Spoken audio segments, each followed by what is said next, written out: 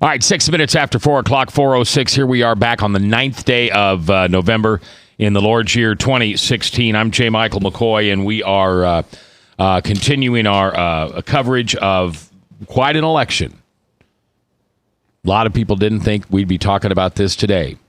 Gronstal's out as the head of the Senate. Even though we lost a few seats, we control not only the Iowa House and Senate, but the United States House and Senate. And the United States is... what free?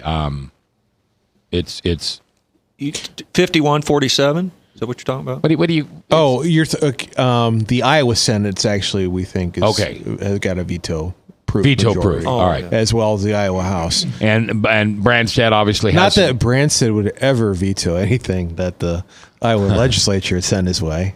Yeah, no, of course, and especially a Republican-controlled one. Ripping with,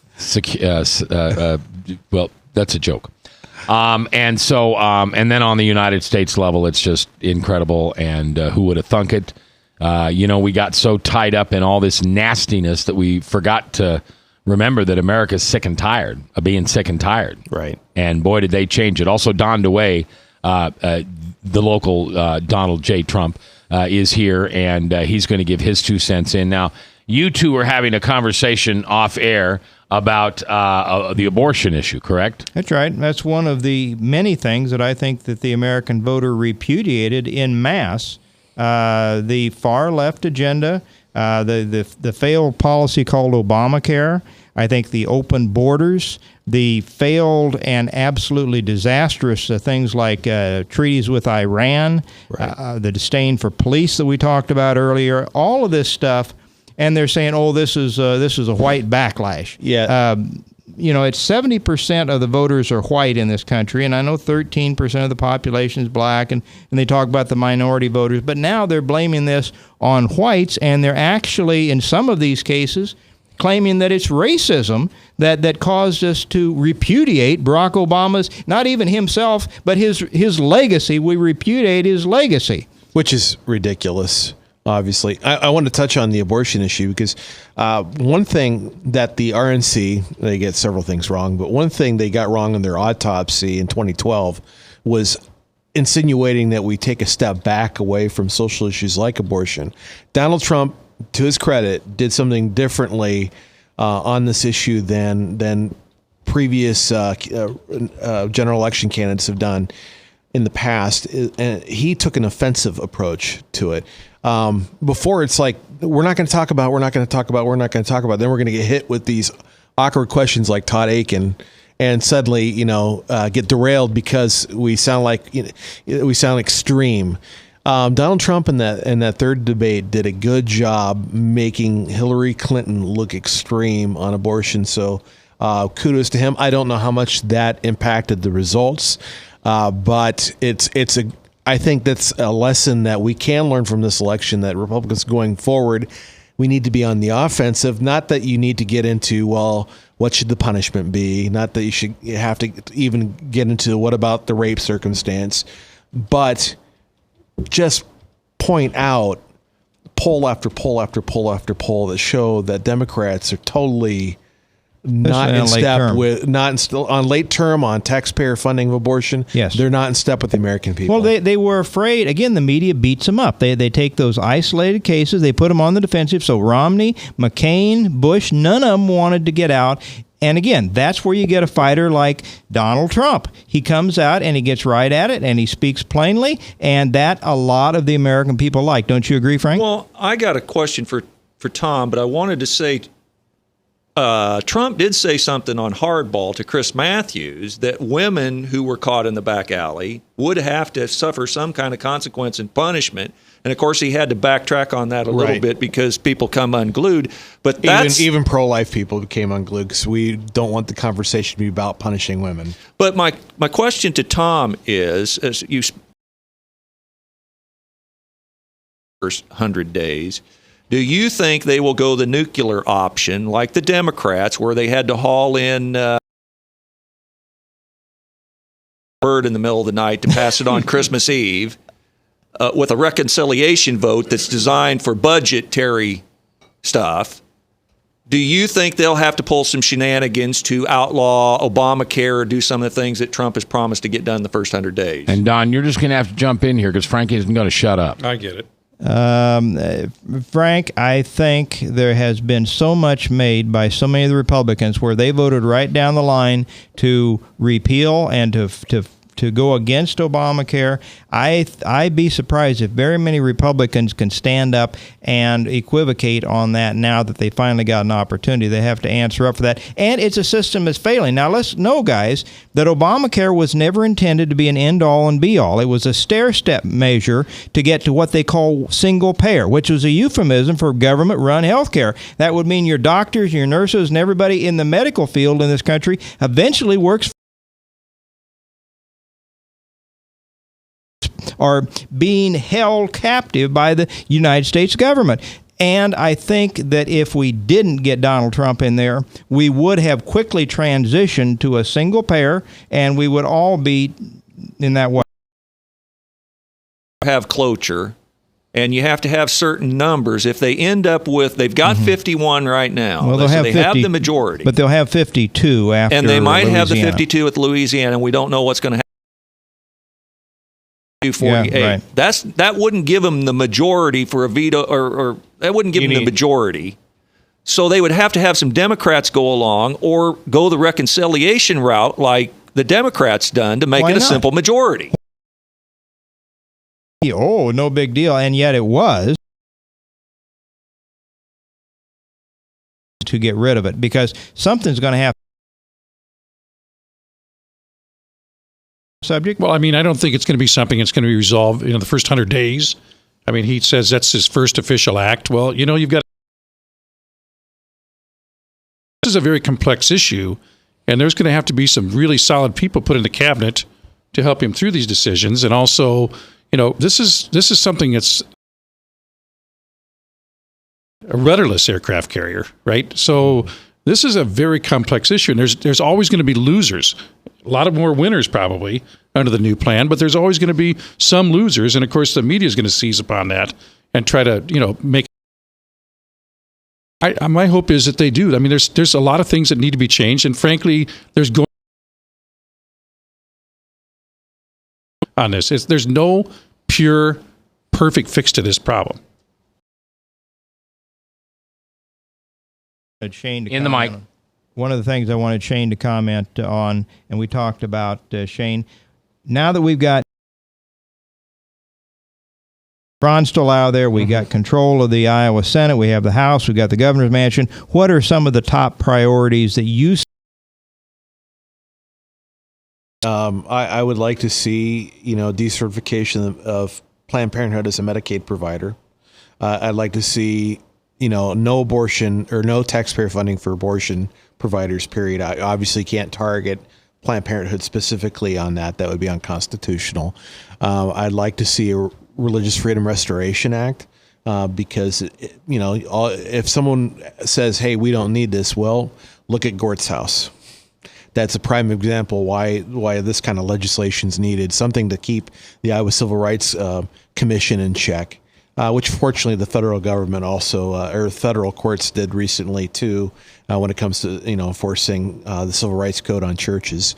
I'd like to see Iowa become the legislature and Governor Branstad work to make Iowa a more business friendly place because we got one of the worst business environments in the state of Iowa. It's improving, but what I'd like to see is less packages given to certain industries and more let's cut everything down. Let's cut down regulation. Let's cut taxes, and let's make it friendly across the board rather than picking winners and losers. And actually, I don't know, try a free market approach. That's a big one. Frank. Do you think that Branstad, that will take away his shield that he's been using, that he can't he wouldn't put up something because it would get shot down?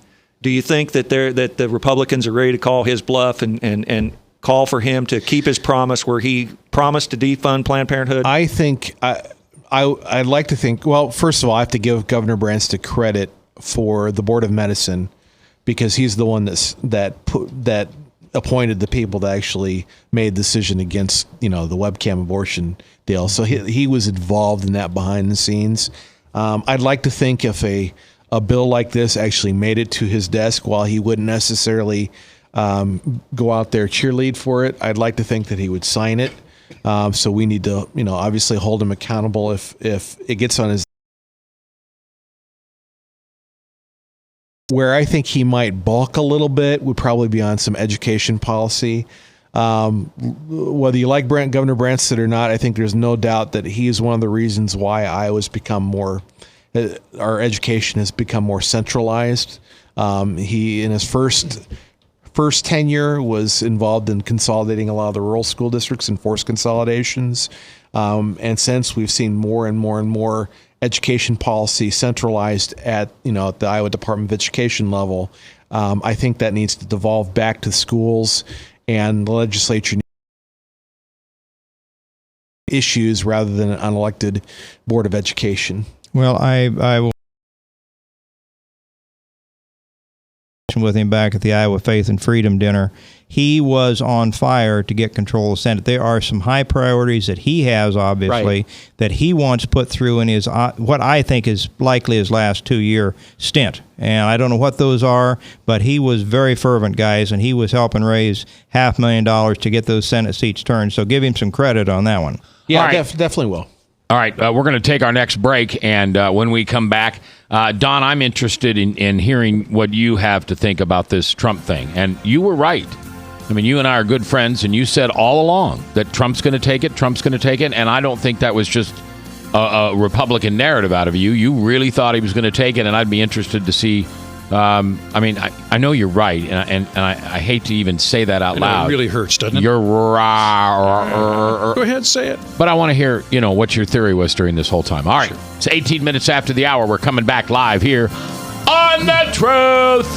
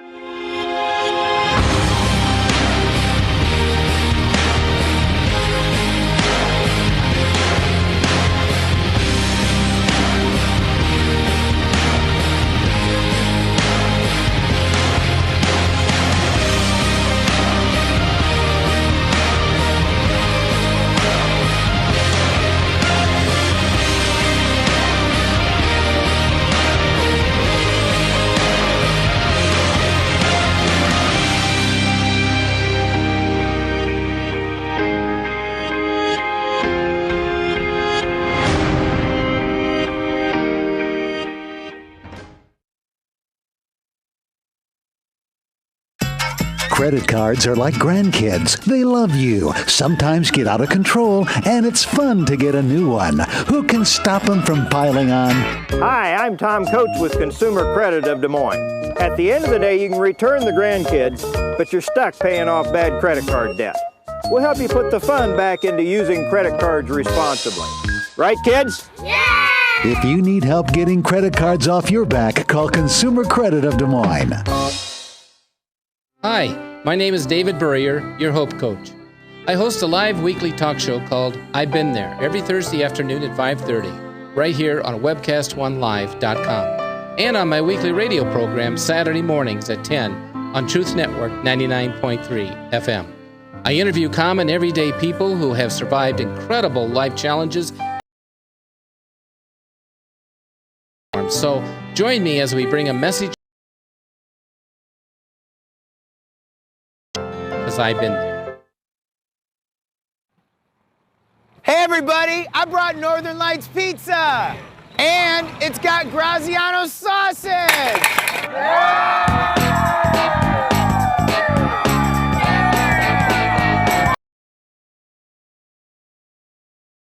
Rockton Prevention is celebrating 25 years of creating a caring community. We want to say thank you to the tens of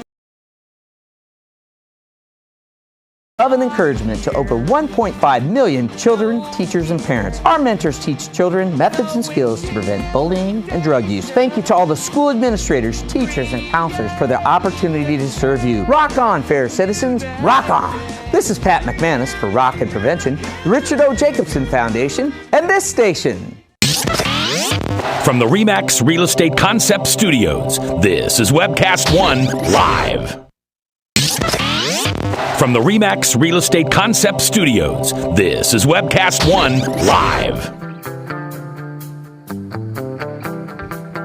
21 minutes after 4 o'clock, 4:21 on the 9th day of November, the day after Election Day. What a couple of weeks. Cubs win. Tragically, 2 police officers are assassinated. And now, not only does Donald Trump win the presidency, yes, if you just woke up from like a 3-year sleep and you had no idea what was going on, it's kind of like when somebody woke up after Ronald Reagan was elected and they said, who? Bonzo? Bonzo's dad? He's what? He's president of what? California? No. America? No. Donald J. Trump is the president.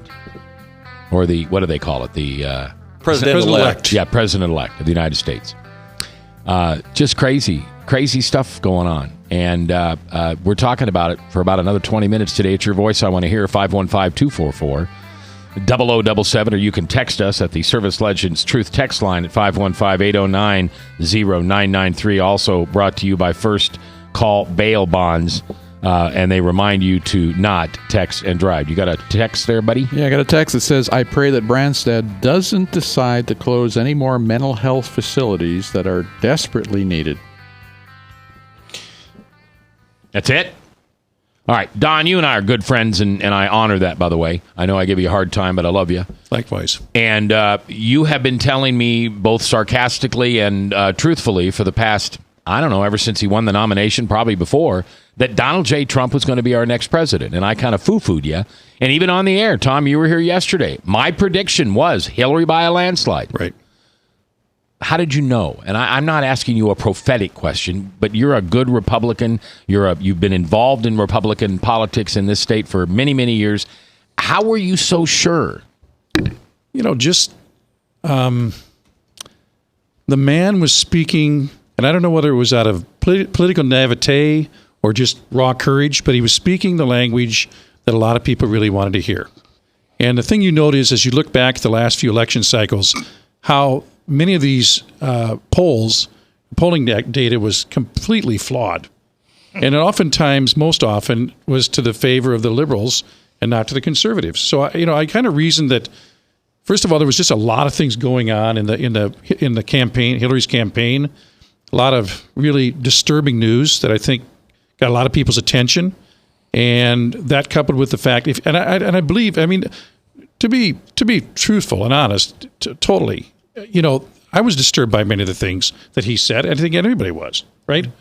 And I was really worried he was going to blow it because I felt that if he would have probably avoided saying a couple things, like I know more than the generals and things of that nature, I think he'd have won by a wide margin. Mm-hmm. He just created enough doubt in some people's minds that was the one thing that really worried me. Shane, what was the final, what he won by, percentage-wise? Oh, Do we know? I don't have it in front of me. Look that up for me, would you? Yeah. I'd just be curious about what it was. Yeah, no, I think he would have won by a much wider margin, but it's still impressive. I know percentage-wise at the National Popular Vote, I'm waiting for a website to pop up here. Your internet's slow. But you mentioned, Don, My polling. internet's slow? Your internet's slow? No, it's actually Merle Malls. You mentioned polling. And Frank, you remember when we had that conversation with Chris Neides, the Never Trumper on here? Right. And when I threw out the LA Times poll, he claimed that was the outlier. Right. And then, of course, we eventually got the Rasmussen and then the Investors Business Daily to join in. Go ahead. Actually, LA Times was an outlier. And actually, guys, polling was not skewed. Here's the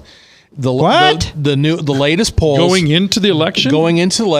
No, don't. Or afterwards. The exit polling was definitely the early exit polling they got was skewed. That was a joke. I'll give you that.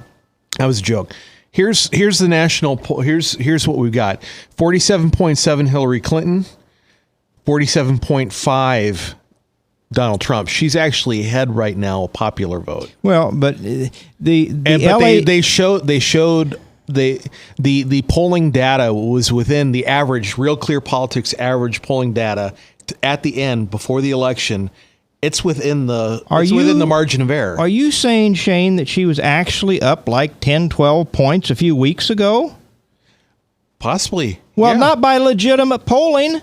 One of the things we talked about when we had Sam Clovis on here was the problem with polling today. Now, that's even if you're not trying to skew it as a tool to try to generate disparity on the part of your opponent. Well, push polling, yeah. That's most of your. Here's the thing you got to remember: most of the pollsters, they this is how they earn their living. It does not do them any good to be completely inaccurate. They're going to lose business. Well, in the final analysis, but the Investor's Business Daily uses primarily cell phones, where a lot of the others use landlines. What was their last number? Didn't they show a lot of pollsters are switching? The Investor's Business Daily showed Trump up 2. I think on their last number. If you would talk about wrong, then that would be wrong because it looks like right now she's going to win the popular vote and lose the electoral college. About 4:30 in the morning, I caught Tucker Carlson, who's taking over for basically Greta Van Susteren's spot on the Fox menu. And he had a couple interesting quotes that were pretty funny. He said that a lot of people where he lives in D.C. is going to wake up and they're going to be sad and start crying in the morning because they went to bed thinking Hillary was going to win. Right. And he said what's a bigger story is the polling and how off the polling was, and said that these pollsters need to start selling aluminum siding. The national polling guys, I'm telling you, let me see if I can. But I think the issues with the polling had to do with the Electoral College, and I mean the projections that they were making on as far as the polling, as far as states that they were going to win. I mean, gave her a clear victory. Here's the problem. Like say Michigan, for instance, right? There wasn't any polling done after the weekend or over the weekend. Okay. Michigan, but what in the world would have shifted that so quickly? Well, you could tell in polling, I noted it in my prediction. I thought he was going to lose Michigan. He hasn't been called for him yet. I knew that he was surging. I didn't think it was going to be enough because he was still an average of 5 points down. I didn't think over the weekend was going to erase that, but evidently he continued to surge, and it did. But polling did show he was surging. Now, it was my faulty interpretation of that polling, not necessarily that the polling was bad.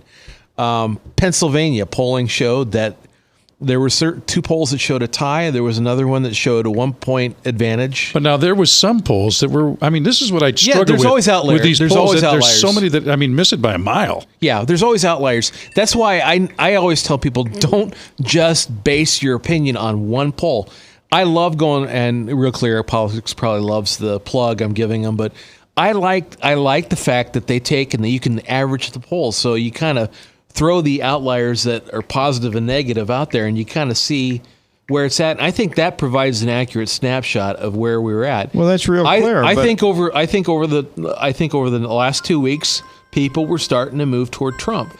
This election has always been volatile. It's always been kind of up and down. Both candidates have been unpopular. Hey, so it's not outside the realm of possibility that people change their mind. Hey, Tom, did you see your prediction pretty much came true about the market taking a dip of 850 points? It did initially, but some of these had electoral, like Virginia, University of Virginia model had 322 electoral votes to 216 for Trump. That was their final. Exactly. The only two that showed a Trump win were the two that you're still saying as an outlier: L.A. Times and the Iowa and the Investor Business Daily. If they're outliers, how come those are the only two that called the election right? I'm saying they're outliers. Well, they're outliers in that they constantly had him leading it by wider margins than what he actually won too. I don't have all of them in front of me. Here's the thing: my prediction for Electoral College was off.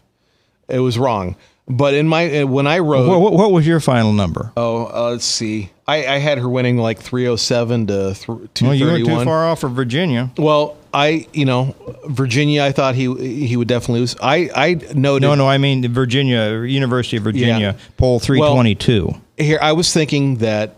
Well, and what I wrote in my prediction is that New Hampshire, North Carolina, Florida, and Nevada could actually go either way.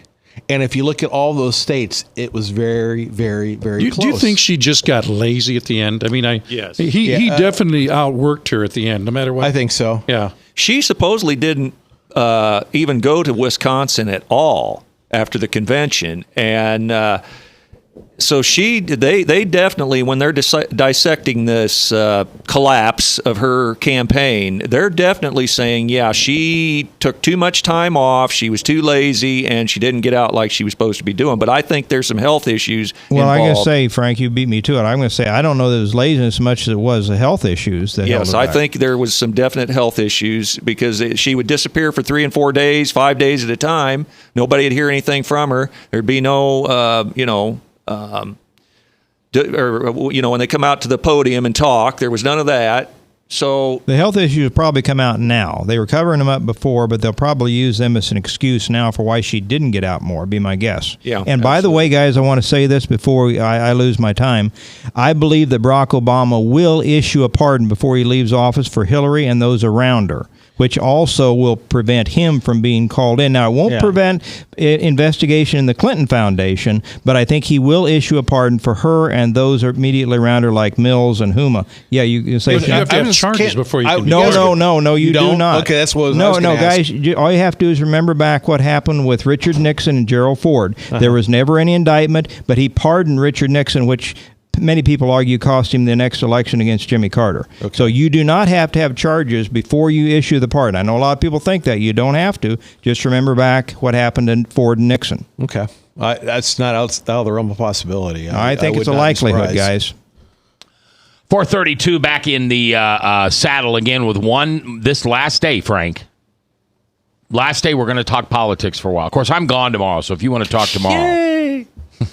Were you cheering that I was gone or that you could talk politics? We talk politics tomorrow. I don't think you. Did you hear that? Thousands and thousands of radios just shut off. Chirping. They're Crickets tired. chirping. We're tired of this. Well, Shane, I mean, you're a political junkie. Aren't you tired of this? Don't you want to write a post about your daughter's new red wagon or something? Well, not exactly that. But no, I mean, I'm looking forward to shifting a little bit and focusing on other issues other than the election. I think the Gronstal thing is huge. Yeah. I mean, I was just talking to my son-in-law, Steve, and he's a home builder. And Gronstal has been pushing for this 20-year warranty on all brand-new homes built. Well, that's impossible. Mm-hmm. That's just not a probable idea at all. That's like covering a car bumper to bumper from windshield wipers to tires and every blinker you've got for 10 years. It's not reasonable. So finally... Well, the price, I mean, you can price it in. Yeah. And there you go. I mean... Yeah, now houses are up $100,000 or 20% or whatever it Nobody is. said it was going to be cheap. All right, so Don, you guys were talking a little bit about why you predicted Trump. When we come back from this break, I'd like you to tell me 3 things that you'd like to see out of... Well, I want all of you to tell me 3 things you'd like to see out of Donald Trump in the first 100 days. And if some of you agree or cross over, that's okay.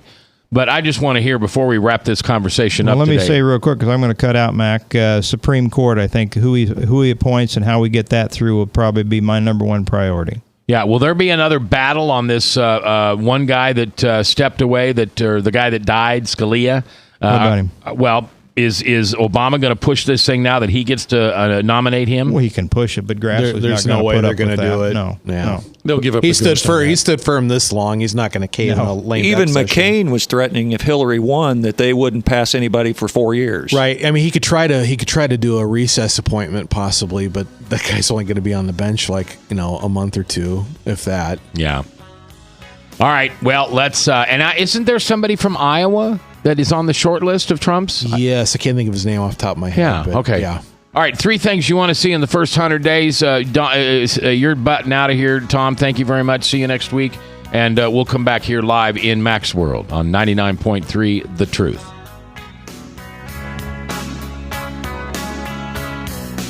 Northern Lights Pizza's amazing garlic butter makes amazing breadsticks. Now available in 12-ounce bottles at Northern Lights, Hy-Vee, and Graziano's. Northern Lights Pizza. I'm Brian Leach, owner of Service Legends, and my position is Chief Talent Officer. I'm Nicholas Wonderscheid. I am Bernie Homs, And I'm the Service Manager.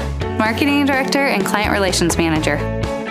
Everything that we do is about ensuring that we exceed your expectations. Our clients are important to us. 100% satisfaction. We're not just focused on heating and cooling. That's the easiest part of our job, actually, is fixing furnaces and air conditioners. Everyone that we come in touch with, we want to improve lives. Bottom line is, we've got our installation guarantees, 25% energy savings guarantee, comfort guarantee, temperature selection guarantee, property protection guarantee. 100% satisfaction guaranteed.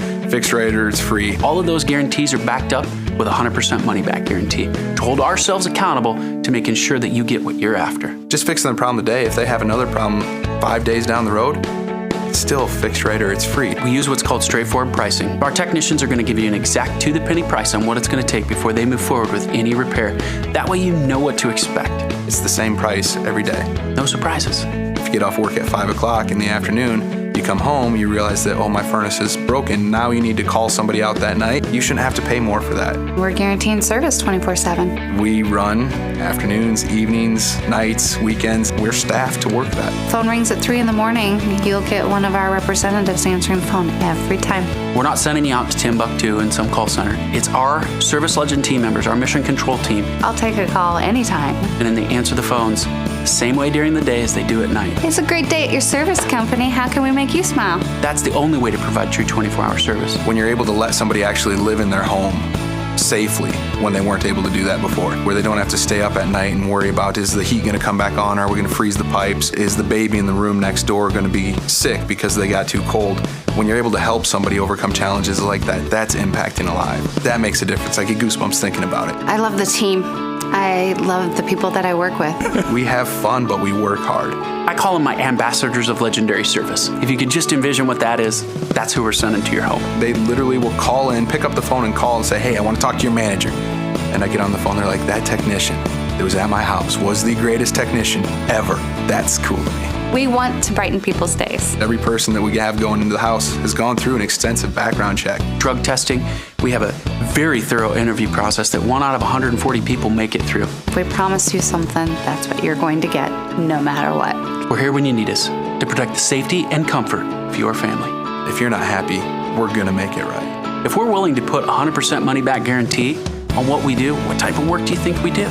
Give us a call. We're there for you 24/7, 365 days a year. Enough said. From the RE/MAX Real Estate Concept Studios, this is Webcast One Live. 4:38, 22 minutes before the top of the hour, Salem Radio Network News, and then Hank, the Bible Answer Man at 1-888 Ask Hank.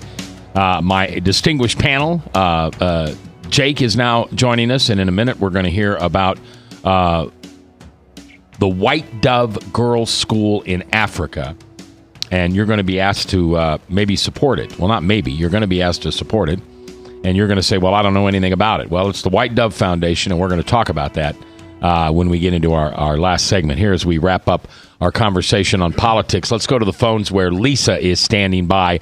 Lisa, you're live in Mac's World. How you doing today? It's been a rough few months, I think. Tell me why that is.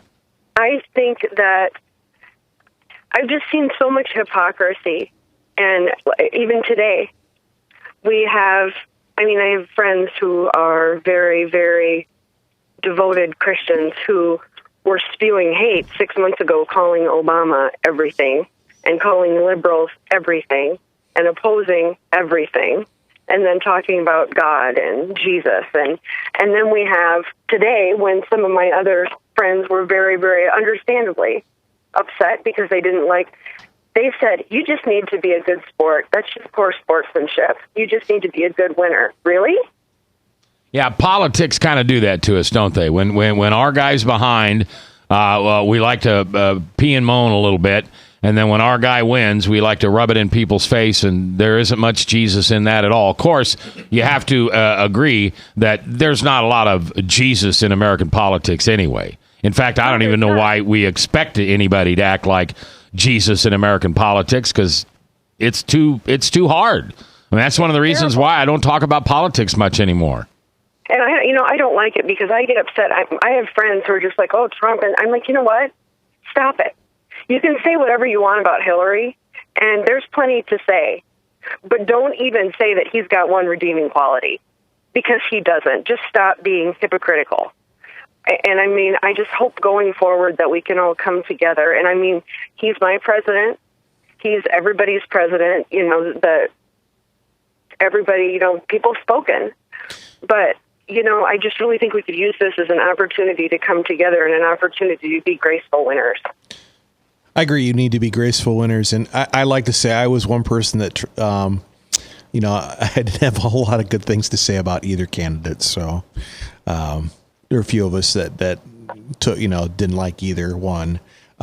Anyway, thank you for your call. Yeah, Lisa, thanks for... I didn't mean to get so passionate about it. It's just that I just see so much. It's not loving. But anyway, you guys have a good day. Well, but thanks for calling and sharing that, because that's what people need to hear today. We need civility. Yeah, we need more civility, and it's nice to have somebody call in and remind us. And Lisa, your voice is always welcome in Mac's room. Frank? Or Mac's room. Mac's world. I just want to say to Lisa, world. A lot of Hillary people, my room too. So. A lot of Hillary people are depressed and feeling like they got punched right in the gut this morning. But I just want to remind people like Lisa, that's exactly how I felt 8 years ago when Obama was put in office. I just felt sick. I felt like I wanted to cry. I wanted to feel like somebody punched me in the gut, because what some people in the world see as progress, I see as decadence. So it's a different perspective and different view from, you know, how you were raised. And I felt gut punched 8 years ago, and I felt gut punched for the last 8 years. All right, thank you, Frank. All right, so 3 things you want to see Donald Trump do in the first 100 days. Don, I'll start with you. Okay, very good. Well, I mean, one thing that's a very big priority, obviously, is to fill this spot that's open on the Supreme Court, and with somebody that will create balance in the court. I think a balanced court is a good thing. I really do. I mean, when it shifts one direction or the other entirely, I think that's not necessarily long-term in the interest of the country. But definitely we need balance, and that spot needs to be filled. The other thing I think needs to be addressed is immigration reform. You know, we need a clear path to citizenship for the right kind of people. We love immigrants. This country is built on immigration, and it's a great thing if it's done right. So we definitely need a lot of attention paid to how we're going to protect our borders and how we're going to vet the different people who are coming into this country to make sure that they're going to be contributors to this country and not people that are simply, you know, soaking up resources. And the last thing I think, just you asked for 3 things. The last thing I would say is just generally to look for ways to ease the burden on the small and mid-sized business owner. This is an area that I'm really passionate about. The government regulation, the intrusion in the small and mid-sized business owner. The unfortunate part is a lot of legislation, a lot of rules that are made by different government agencies are really focused on large businesses, but it's a one-size-fits-all policy. And they really need to find a way to give some relief to these small and mid-sized business owners, because that's where the jobs are created. And frankly, I'm a little biased on this subject, but I believe that when you work for a small and mid-sized business owner, your job security is higher. There's relationships with the people in management. They actually care. They're face-to-face with their customers, and they have to face all these challenges, make their lives easier. That's my 3. Okay, Shane? Yeah, I echo Supreme Court. I think it's important that Donald Trump, right off the bat, throws out a very quality, strict constructionalist judicial appointment for to replace Justice Scalia. And the Republicans rally around that quickly. And also, too, I'd like to see the First Amendment Defense Act passed, just as a message that we will protect the conscience rights of not just Christians but everyone. That the federal government will not intrude on that.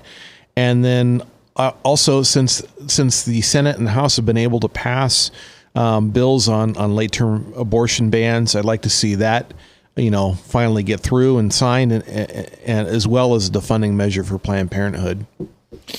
I'd like to see this so-called $2 to $5 trillion sitting offshore. Donald Trump get the Republicans and the Democrats in a room and get that money back in the country. I agree. Because that would provide a lot of infrastructure, a lot of spending, a lot of jobs, a lot of job creation and stuff in the country. I want to see our borders and the terrorism situation addressed. You could go with Obamacare, but the courts, obviously, so that'd be, top 3 or 4 things. Yeah, I could have a list of 10 things actually. But Well, you got a 3. Okay, Bob, you got 3. Well, the 3 that were probably mentioned, but the military is important to rebuild that, and of course Obamacare, which needs to be fixed in some way or another. And I think when it affects your pocketbook, people really are not going to be happy about that. So that probably made an impact also on the election, I would think. Yeah. Because so many people are affected by that. Well, people started seeing the premiums and the increases and the collapse of the system that everybody predicted. That everybody predicted. A lot of people predicted. Well, no, I agree shouldn't with say you. everybody, but but a lot of people said, and Nancy Pelosi, what a bleh. Well, we'll know what's in the bill after we pass the bill. Yeah. That's the stupidest thing I ever heard of in my life. It worked. But it worked. That's right. It For a worked. while. But it's not going to work anymore. Right. Because I see Obamacare being repealed. I mean, I don't. I think it'll be changed. I don't think it'll be repealed. I think they'll change it significantly.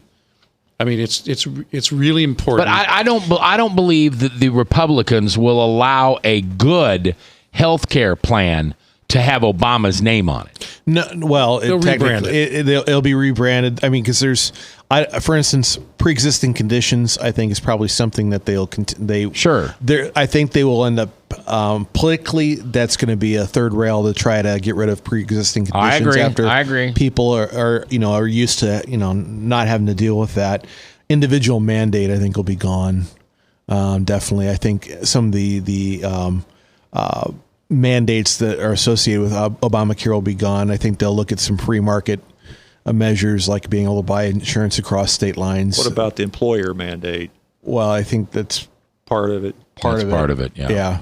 In other words, eliminate all the things they lied about. Yeah. Right. Basically. All right, Shane, thank you very much for being here today. As always, a great show. We had your cohort in, Brian Myers. I can really see that you've got beauty in this show and you've got brains. And I'm just waiting for the beauty. Because it wasn't Brian. And you're certainly brains. No. You certainly know what you're talking about. Myers, he just sits in here and says stupid stuff all day long. How do you put up with that? Does he pay you? It's a gift. It is. It's okay. a gift.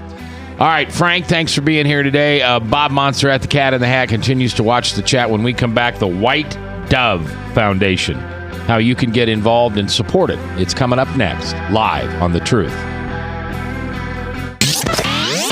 From the RE/MAX Real Estate Concept Studios, this is Webcast One Live. Credit cards are like grandkids. They love you, sometimes get out of control, and it's fun to get a new one. Who can stop them from piling on? Hi, I'm Tom Coates with Consumer Credit of Des Moines. At the end of the day, you can return the grandkids, but you're stuck paying off bad credit card debt. We'll help you put the fun back into using credit cards responsibly. Right, kids? Yeah! If you need help getting credit cards off your back, call Consumer Credit of Des Moines.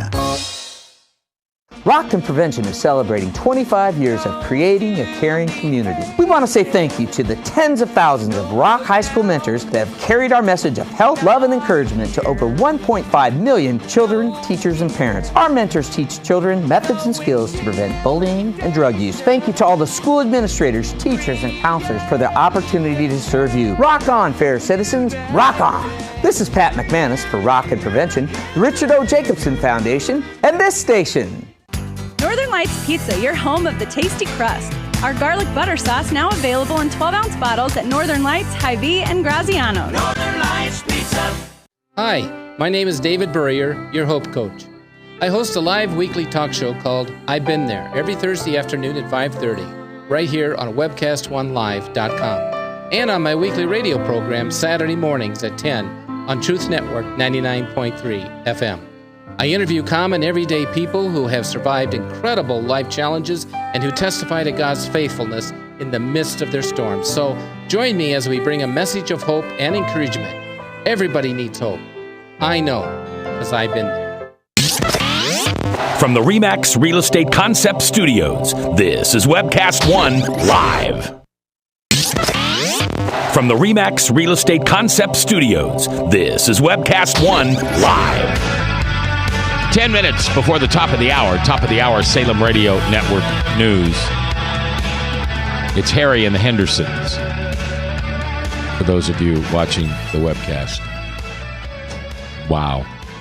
All right, we're back here with Don DeWay and Jake. I'm not sure I know your last name. Christensen? Chaya. Oh, that's right. That's right. And your passion, Jake, is something called the White Dove Foundation. Tell me about this, please. My wife and I started the White Dove Foundation in 1997.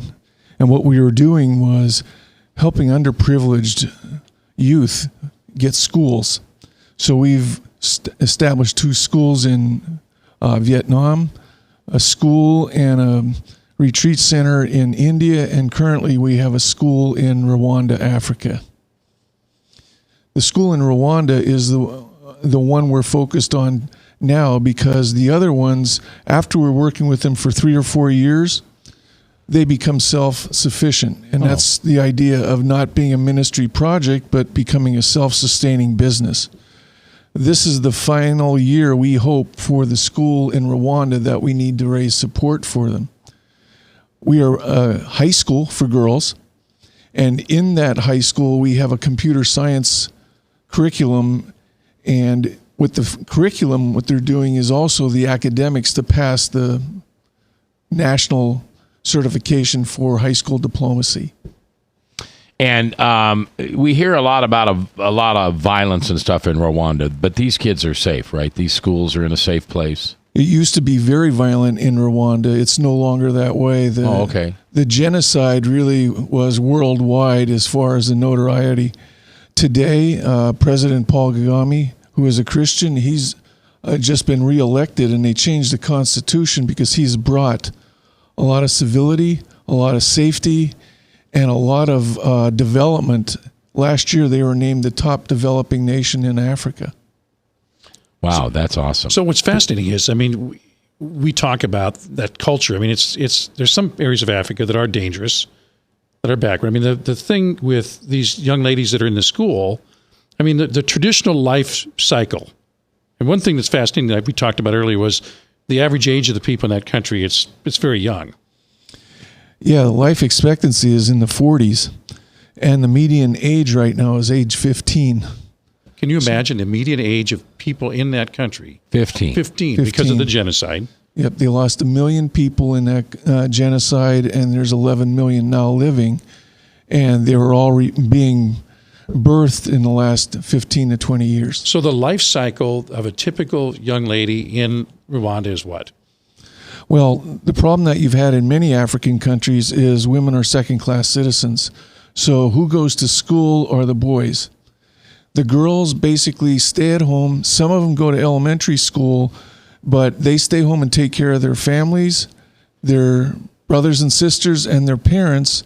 And usually by the time they're 15 or 16 years old, they're pregnant or they're getting married, and then their life is basically raising 6 to 8 children. Oh, my heavens. So this changes their lives forever. Absolutely. What's happened is Rwanda's made it a government mandate that 53% of all government positions are held by women. So that took away a lot of the violence, the gender violence, but it also gave girls hope. The only problem is they can't afford to go to school. That's where we step in and get them through high school. What does it cost to get one young lady through high school? It's $100 a month as far as tuition for a girl. They have 3 terms a year, so it's about $1,200 a year. It's a day school, and we have a small school. There's 35 right now that are in the school. Okay, and so when you pledge $100 a month over the course of a year, you are putting a young lady through what we would call high school? 1 full year of high school, yes. 1 full year of high school for $1,200. Yes. That's awesome. So what does that mean That in their just gives lives? people an idea about, the kind of money that you're looking for when, $1,200 for one child. We will run an entire school on $160,000 a year, and that includes everything: wages for staff, meals during the daytime, and all the books and computers. Wow, that's awesome. So I think it's astounding that when you see the results that you've generated with these young ladies, talk about, if you would, some of the things that they've gone on to, some of the academic achievements, some of the opportunities that are opening new doors for them academically, etc. This is the most exciting part. We had 19 seniors last year. They all graduated. 6 of them are now in the university. Oh, neat. And on top of that, some of those girls were approached by schools in the United States. Amherst College, Bennington, and Smith, all from Massachusetts, came to look at the girls to give them long-term scholarships. Yale University actually selected one of our girls for a Young African Leadership Institute. So we're doing very well as far as getting them prepared academically. From a computer science standpoint, we had 6 girls that made it a project and developed a database that the government bought that are using them to manage their database. And this year, the senior project that we had, a girl created a database for the National Rwandan Police because there's so much corruption and all, they don't know how to track all the crime. Well, she made this database, and now they're using it. So our girls are not just getting academically prepared. Many of them might not want to go to college or university, but to start a job or start a business, that's what we're looking at. You know, you talked about traditionally, if in other schools, for example, you're teaching a lot of computer skills, which are sorely needed in that area of the world and everywhere.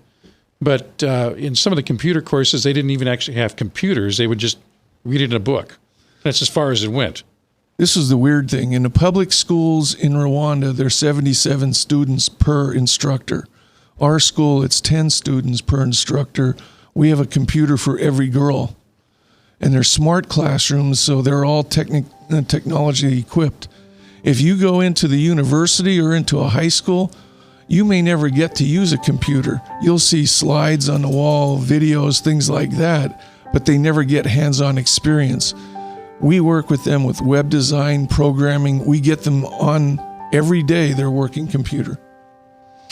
Well, Jake, I appreciate you coming in today, and good luck on your fundraiser. If you're interested in going, I would encourage you to go to theprofitzone.net and find out about it there. And it's an event coming up November 16th, which is next Wednesday night, 7:30. At the Forge, which is at 1420 Locust Street. It's a brand new restaurant and area down there, and it's right across from the Sculpture Garden. Yeah. And it's sponsored by Don and the Profit Zone, and so we encourage you to come down and help these girls. What's your $100 a month? What's your contact information, Jay? How do people get a hold of you? You can contact me over phone, 612-414-5182. That's 612-414-5182, or Jay Chaya, JCHAYA at White Dove Foundation. All right. Thank you very much, gentlemen. Appreciate you being here. Remember, I ask you every day, and I'm never going to stop. You're carrying something heavy, brother, sister. I know you are. It's a resentment. Give it to Jesus, because as you forgive, you shall be forgiven. I'll see you at church.